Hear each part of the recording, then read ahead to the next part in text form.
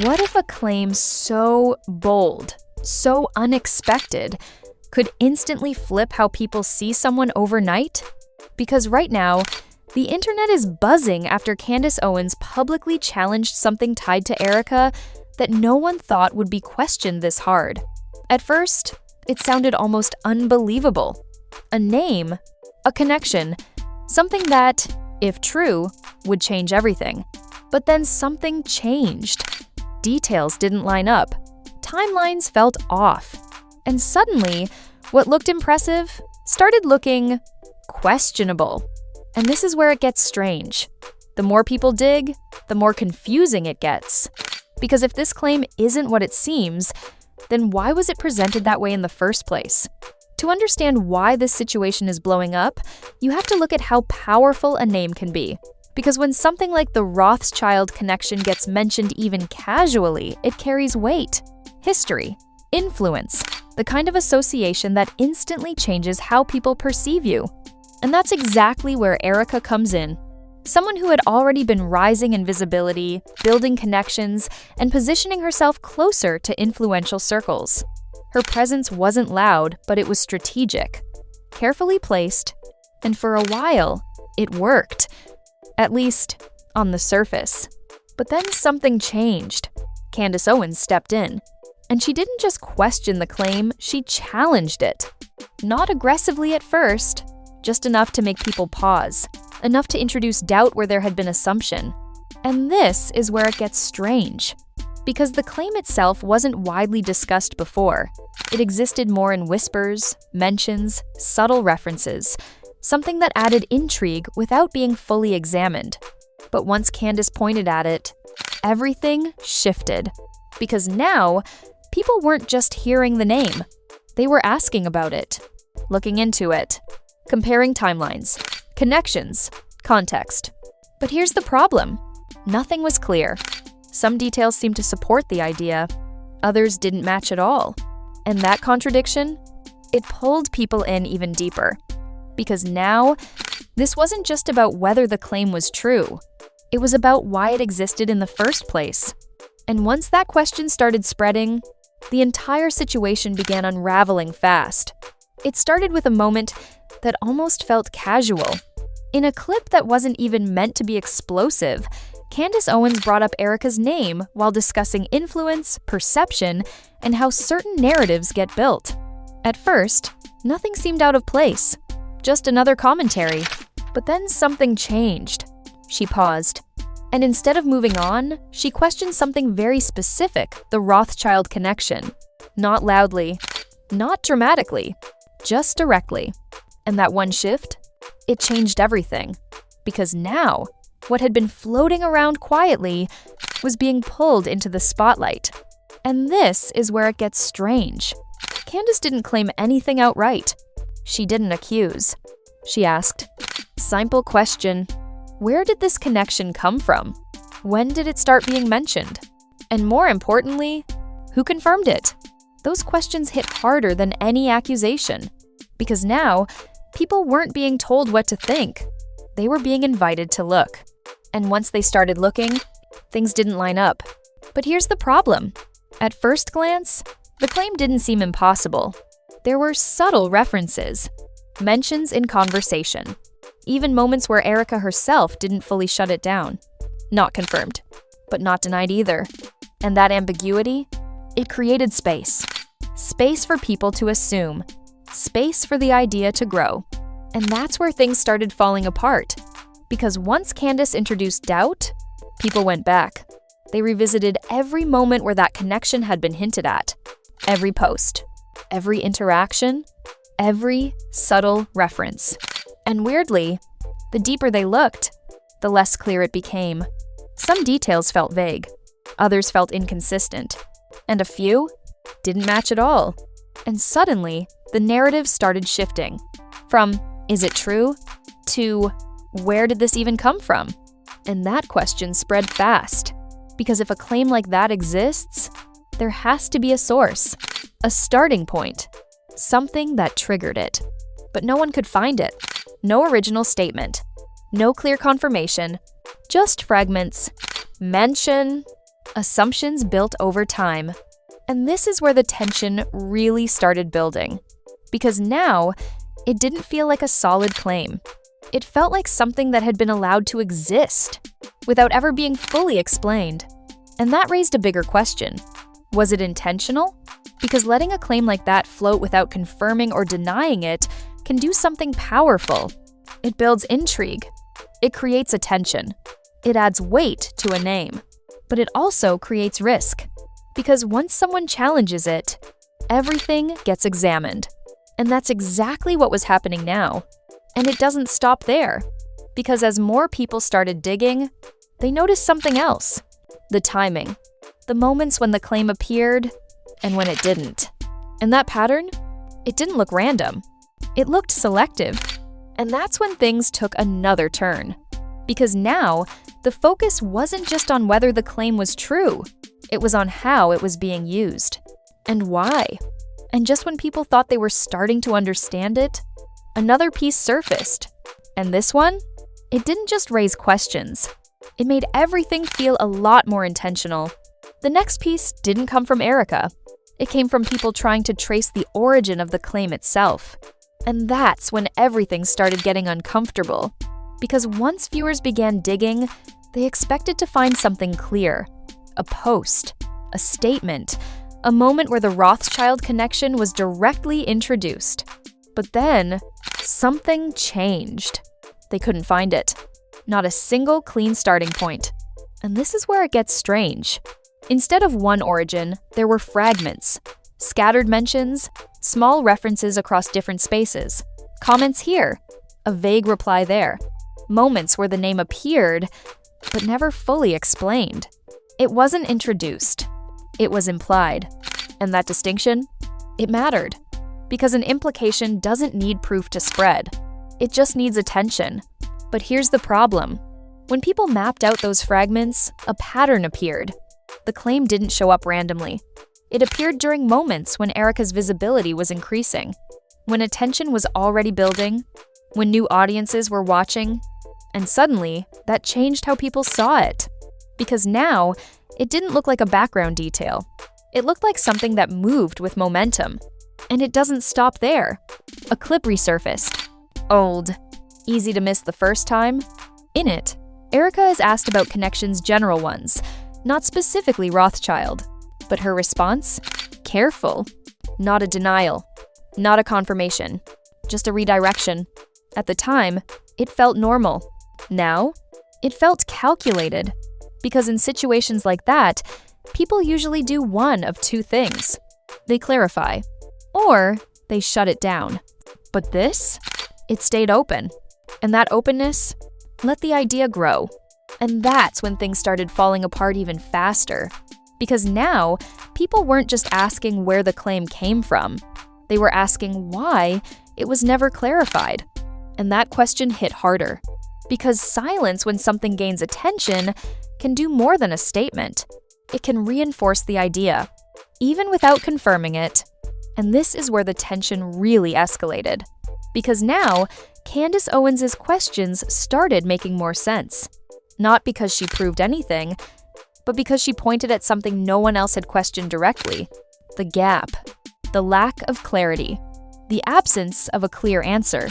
And once that gap became visible, everything shifted. Because now, the narrative wasn't about a connection. It was about ambiguity. And whether that ambiguity was intentional, but the biggest twist came next. Because someone noticed something else. Something that changed how people viewed the entire situation. The moments when the claim disappeared. Because just as important as when something appears is when it doesn't. And once people saw that pattern, everything started connecting in a completely different way. What people noticed next didn't just add to the story, it flipped it. Because once they stopped focusing on when the Rothschild claim appeared and started looking at when it didn't, a pattern emerged that no one expected. And this is where it gets strange. During moments when Erika's visibility was at its highest when attention peaked, when scrutiny increased, that claim almost completely disappeared. No mention, no hints, nothing. But then, during quieter periods, it would reappear. subtle, indirect, just enough to keep the idea alive. And once people saw that, they couldn't unsee it.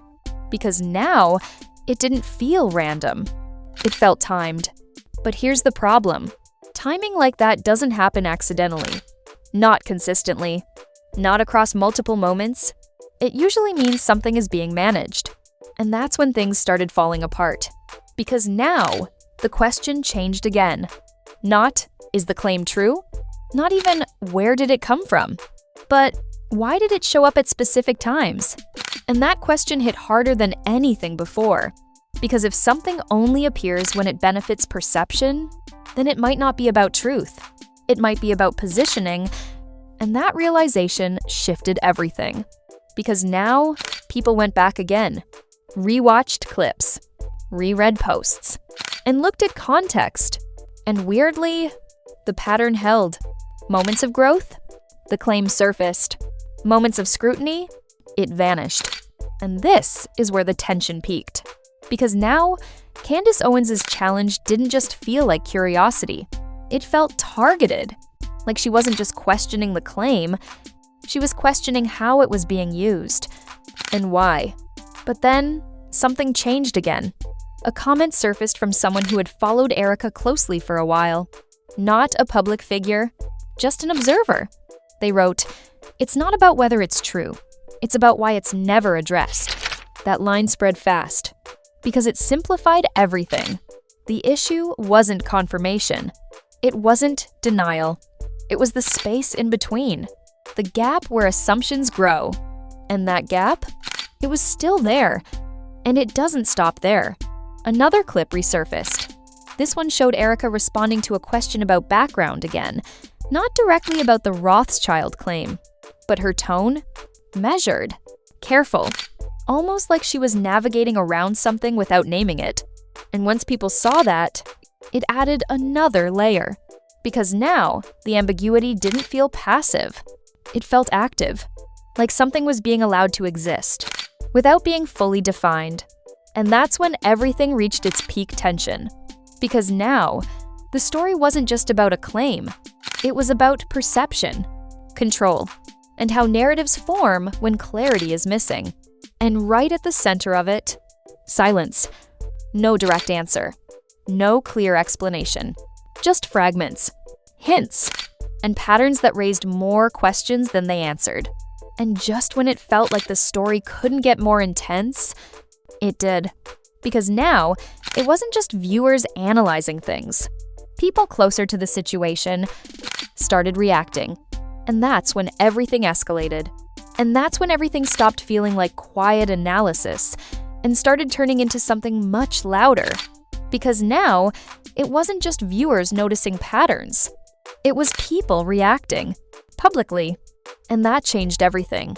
It started with a few smaller creators, people who had followed Erika closely. They began posting breakdowns, side-by-side timelines, clips, comparisons, nothing aggressive, just observations. But those observations, they spread fast because they pointed out something simple. The claim existed, but clarity didn't. And this is where it gets strange. Some of these posts didn't even mention the Rothschild name directly. They focused on the pattern, the timing, the silence. And somehow, that made it more powerful. Because now, the conversation wasn't about proving something. It was about questioning why it wasn't addressed. And it doesn't stop there. A larger creator picked up the story, then another. And suddenly, it wasn't niche anymore. It was everywhere. People weren't just asking if the claim was true. They were asking why no one had clearly said anything about it. And that's when things started falling apart fast. Because Candace Owens doubled down. In a follow-up segment, her tone shifted. More direct, less subtle. She didn't accuse. But she emphasized one thing. If something is real, it should be easy to explain. That line hit hard. Because now, it wasn't just curiosity. It was pressure. And pressure forces response. But here's the problem. There still wasn't one. Erika didn't come out with a full explanation. No detailed clarification. No direct answer. And that silence, At this point, it didn't feel neutral anymore. It felt intentional. And that's when the conversation split. Some people defended her, saying not everything needs to be addressed. Others pushed harder, saying the lack of clarity was the issue itself. And that division, it made the story bigger.